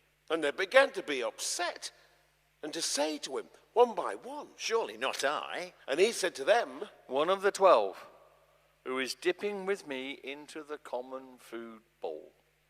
Now the Son of Humankind goes off just as it has been written about him. But woe to that person, the one through whom the Son of Humankind is handed over. It would be good for him if he had not been born," that particular person. Now, while they were eating, he took bread, blessed it, broke it, and gave it to them, and said, "Take, eat. This is my body." Then he took the drinking cup, gave thanks, and gave it to them. And they drank out of it, all of them together. Next he said to them, "This is my blood of the covenant, which is being poured out on behalf of many. Truly I say to you that no longer will I in any way drink from the produce of the vine, until that day when I drink it new in the imperial rule of God." Then, when they had sung a hymn, they went out onto the mountain of the olive trees. And he says to them, to Jesus, that All of you shall stumble, scandalized, since it is written, "I will strike the shepherd, and the sheep will be scattered." But after I am raised up, I shall go ahead of you into the Galilee. But Peter said to him, "Even if they all stumble scandalized, but not I." So there says to him Jesus, "Truly I say to you that you, today, in this very night, before twice has the cock cried out, 3 times you will have denied me." But he all the more vehemently was saying, "Even if it is necessary for me to die with you, in no way you will I deny." and similarly they all said this. So they come into the little place whose name is Gethsemane, and he says to his disciples, "Sit here while I pray." and he takes Peter and Yaakov and John with him, and began to be terrified and deeply anguished. And he says to them, "Deeply grieved is my soul, even to death. Stay here and keep a watch." and he went forward a little way and fell down onto the ground. And he was praying that, if possible it was, let it pass from him this hour. And he was saying, "Abba, Father, all things are possible for you. Take past this drinking cup from me, but not what I want, but what you do." Then he comes and finds them sleeping. And he says to Peter, "Simon, are you sleeping? Did you not have the strength 1 hour to keep watch with me? Keep a wakeful watch and pray so that you do not enter into the tempter's trial. For while the spirit may be eager, the flesh has no strength. And again, he went back away and was praying, the same words saying. And again, he came back and found them sleeping, for their eyes were heavy, and they did not know how they should answer him. Then he comes the third time and says to them, Sleep for the time that's left, and take your rest. It is enough. There has come the hour. Look, handed over as the Son of Humankind into the hands of sinners. Get yourselves up and let's go. Look, the one who is handing me over comes near. And immediately, while still he is talking, there appears at his side Judas, one of the crowd, and with him a crowd with swords and wooden clubs from the chief priests and scribes and elders. Now, he had given, the one handing him over, a signal to them, saying, Him whom I kiss, he it is, seize him and take him away securely. So he came and immediately went towards him and says to him, Rabbi. And kissed him. Then they laid hands on him and they overpowered him. But one of those standing around drew his sword and struck the slave of the high priest and cut off his ear.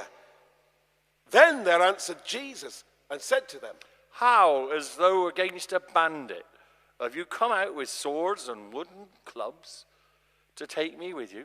Every day I have been being with you in the temple, teaching, and you did not seize me. But this is so that there may be fulfilled the scriptures. And they let him be and fled, all of them. And a certain young man was following with him, clad around with a linen cloth on his nakedness. And they seized him, but leaving behind the linen cloth naked, he fled. So they led away Jesus to the chief priests, and there congregate together all the chief priests and the elders and the scribes. And Peter, from a far distance, followed him, even up into the courtyard of the high priest, and he was sitting with the attendants and warming himself at the fire. Now, the chief priests and all the council were seeking against Jesus testimony to put him to death. And they were not finding it, for many were bearing false testimony against him, but equally the same they were not. And some stood up and were bearing false testimony against him, saying that, We heard him saying that I will destroy the temple, this one that is handmade, and in 3 days another, not made with hands, shall I build a house. but not even so equally the same was their testimony. Next, there stood up the chief priest into the middle and questioned Jesus, saying, Have you no answer? Nothing about what these people against you are bearing testimony? But he kept remaining silent and did not answer, nothing. Again, the chief priest questioned him and says to him, Are you the anointed one, the Son of the Blessed One? And Jesus said, I am, and you will see the Son of Humankind on the right side sitting of the power and coming with the clouds of heaven. And the chief priest tore apart his tunic and clothing and says, What further need do we need for witness testimonies? You've heard the blasphemy. How does it to you appear? And they all condemned him, liable to be for death. And they began some to spit upon him and to cover around his face and to beat him and to say to him, Prophesy. And the attendants with slappings him they took over. Now, Peter was down below in the courtyard, and there comes one of the servant girls of the chief priest, and seeing Peter warming himself to him, she says, You also, with the Nazarene, you were that Jesus. But he denied it, saying, I neither know nor understand you, what you're saying. And he went out into the forecourt, and a cock crowed. But the servant girl who saw him began again to say to those standing around that, This man of them is one. and again, he was denying it. Then after a little while, again, those standing around started saying to Peter, Surely of them you are, for also a Galilean are you. but he began to curse and swear an oath that, I do not know this person about whom you speak. and immediately, for the second time, the cock crowed. Then he remembered to Peter the saying, as he said to him, did Jesus, that before the cock has crowed twice, 3 times, me will you have denied. And he threw himself down and started weeping. And immediately, early in the morning, a council they made, the chief priests, with the elders and the scribes and all the Sanhedrin.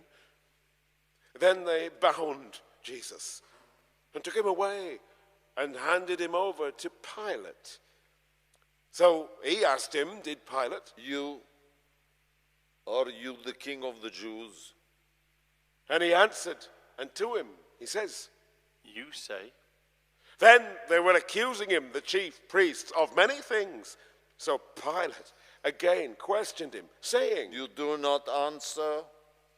Nothing? Look how much you they do accuse. But Jesus did not, still nothing did he answer, resulting in amazement for Pilate. Now, at the festival, he used to release for them one bound prisoner for whom they were asking. And there was one called Barabbas, together with those who had risen up, bound he was, with those who in the uprising murder had committed. So they came up, the crowd, and began to ask what was customary that he should do for them. Then Pilate answered them, saying, Do you wish that I should release for you the king of the Jews? For he knew that out of jealousy they had handed him over, the chief priests had. But the chief priests stirred up the crowd so that rather Barabbas he should release to them. So Pilate again answered and was saying to them, What then do you wish that I should do with the one whom you say is the king of the Jews? and they again cried out, Crucify him! but Pilate continued saying to them, Why, what has he done wrong? but they all the more vehemently shouted out. Crucify him! So Pilate, wishing for the crowd to be satisfied, released for them Barabbas and handed over Jesus for a flagellation and so that he should be crucified. Then the soldiers led him away into the courtyard, that is the praetorium, and they called together all the cohort, and they dressed him in purple, and they put around his head what they had twisted, a thorny crown. Then they began to greet him, Hail, King of the Jews! and they were hitting his head with a rod and were spitting upon him. And getting down on their knees, they were worshipping him. Then, where they had mocked him childishly, they stripped off from him the purple and dressed him in his own clothes. Then they lead him out to crucify him. And they press-ganged a passerby, one Simon the Cyrenian, who was coming from the fields, the father of Alexander and Rufus, so that he should take up his cross. So they bring him to the Golgotha place, which means, being translated, the skull's place. Then they were giving him myrrh-flavored wine, but he did not take it. And so they crucify him. And they divide among themselves his clothes, throwing lots on them for who what should have. Now it was the 3rd hour, and they crucified him. And there was an inscription of the charge against him, which had been inscribed, "The King of the Jews." Along with him, they crucified 2 bandits, one on the right and one on the left of him. And those who were journeying by were blaspheming him, wagging their heads and saying, Whoa, the one destroying the temple and building the house in 3 days. Save yourself and come down from the cross. Likewise, also the chief priests, childishly mocking him amongst each other with the scribes, were saying, Others he made safe and well, himself he cannot save. Let the anointed one, the King of the Jews, come down now from the cross so that we may see and believe. And also those crucified with him were reproaching him. And when it became the 6th hour, darkness there was over all the land until the 9th hour. Then, in the 9th hour, he shouted to Jesus in a cry that was loud, Eloi, Eloi, lema sabachthani. which is being translated, My God, for what have you deserted me? Now some of the bystanders, when they heard this, were saying, Look, Elijah is calling. So there ran one and filled a sponge with wine vinegar and put it on a rod and started giving it to him to drink, saying, Let it go. Let us see if there comes Elijah to take him down. But Jesus let out a cry that was loud and breathed out his last breath. And the inner curtain of the temple was ripped in two from the top to the bottom.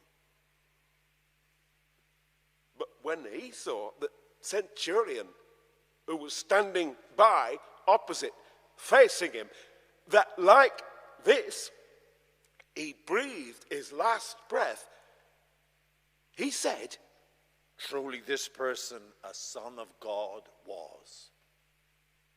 Now, there were also women from a distance watching, including both Mary the Magdalene and Mary, who is Yaakov the youngest and Joses' mother, and also Salome, the ones who, when he was in the Galilee, used to follow him and serve him, and as well as many other women who had come up with him to Jerusalem. Then, as already late evening was coming on, since it was the preparation, that is, the eve of the Sabbath, there came Joseph from Arimathea, a respected counselor who was also himself expectantly waiting to welcome the imperial rule of God. And he dared to go in up to Pilate and ask for the body of Jesus. Now, Pilate was amazed if already he had died, and called for the centurion and questioned him if for some time he had been dead. Then, when he had found out from the centurion, he granted the corpse to Joseph. And having bought in the market a linen cloth, he took him down and wrapped him in the linen cloth and placed him in a tomb which had been quarried out of the rock, and rolled up a stone against the door of the tomb. and Mary the Magdalene, and Mary the mother of Joses were watching where he was laid. When the Sabbath had passed, Mary the Magdalene and Mary the mother of Yaakov and Salome bought in the market aromatic spices so that they might come and anoint him. So exceedingly early on the first day of the week, they come to the tomb as soon as the sun had risen. And they were saying to themselves, "Who will roll away for us the stone out of the doorway of the tomb?"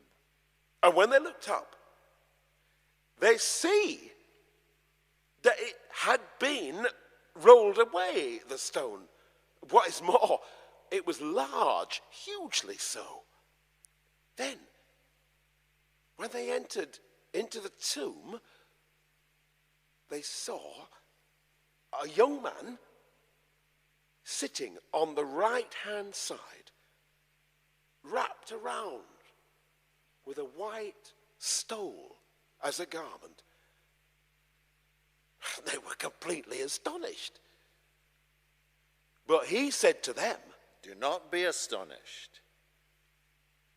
It's Jesus you seek, the Nazarene, the one who was crucified. He has been raised up, nor is he here. Look, the place where they laid him. But go back. Say to his disciples and to Peter that he goes before you into the Galilee. There you shall see him, just as he said to you."